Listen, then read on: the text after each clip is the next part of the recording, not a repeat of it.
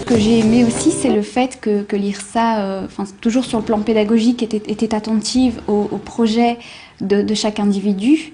Quand j'ai décidé de vouloir faire les sciences sociales, j'étais la seule au début.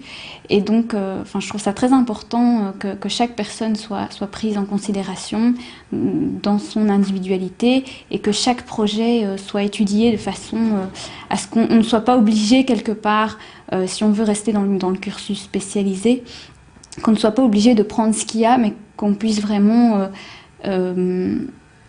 aller suivre ce qu'on a envie de suivre, quoi. Et ça, je trouvais ça super.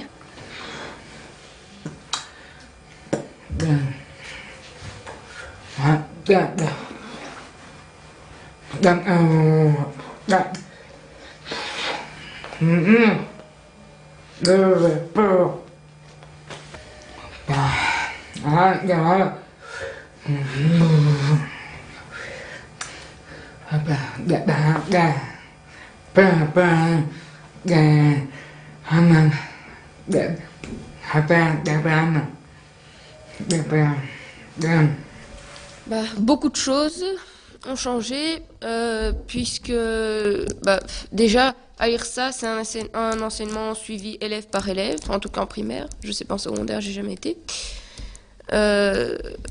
Oui, l'enseignement est beaucoup plus poussé dans une école normale, ça va à un rythme beaucoup plus accéléré. Oui, et puis le changement, c'est aussi qu'à l'IRSA, on n'est qu'avec des élèves aveugles et malvoyants, alors que, en intégration, il y a beaucoup de... tout le monde, quasiment tout le monde est voyant, donc il y a toute une différence dans les relations sociales aussi, comment on s'entend avec les autres. Maintenant, elle vient m'aider, puisque en cours de maths, c'est quand même, pas très évident, parce que les maths braille, c'est quelque chose de très difficile. Le code mathématique est très compliqué. Elle vient, m'aider à rattraper, en fait, ce que j'ai pas su suivre pendant le cours, par exemple. Voilà, j'accompagne Christophe, c'est la 2e année.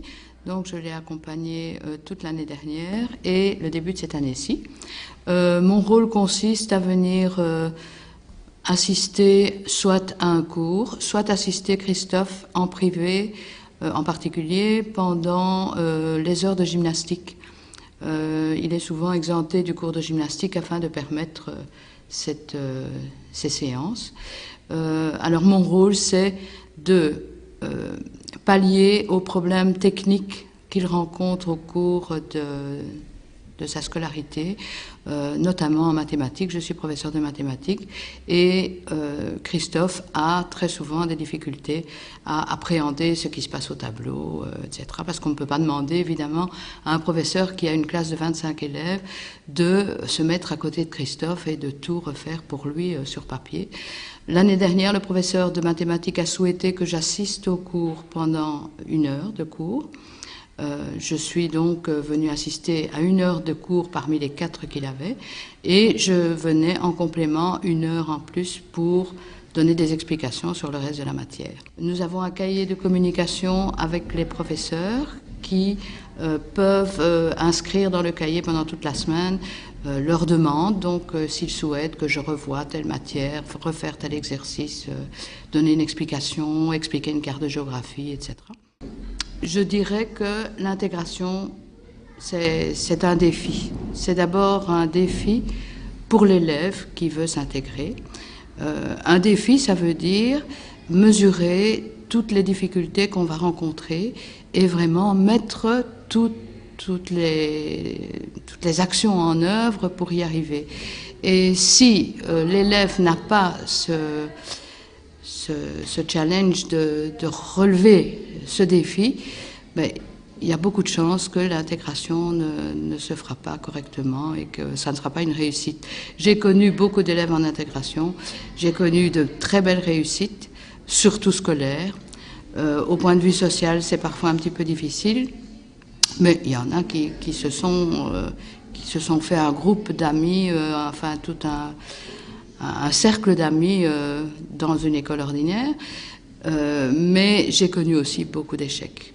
Des échecs dus au fait que soit l'élève n'était pas prêt à relever le défi, donc on conseille aussi de maîtriser toutes les techniques avant d'aller en intégration, c'est-à-dire partir trop tôt en intégration, c'est courir le risque de ne pas être capable de maîtriser toutes les techniques qui sont nécessaires, surtout à partir du secondaire, par exemple l'ordinateur, les machines, les calculatrices scientifiques et des tas d'autres choses, quoi. Alors je disais que c'était un défi pour l'élève, mais c'est aussi un défi pour l'école d'accueil. Parce que accueillir un élève handicapé de la vue dans une école ordinaire, dans une classe où il y a 25 élèves qui ont chacun leur petite particularité, qui attendent chacun des explications, qu'il faut parfois secouer pour faire travailler, et en plus s'occuper d'un élève particulier, avoir une approche particulière de la matière avec lui, c'est pas toujours évident. Donc c'est vraiment un réel défi aussi pour l'école d'accueil.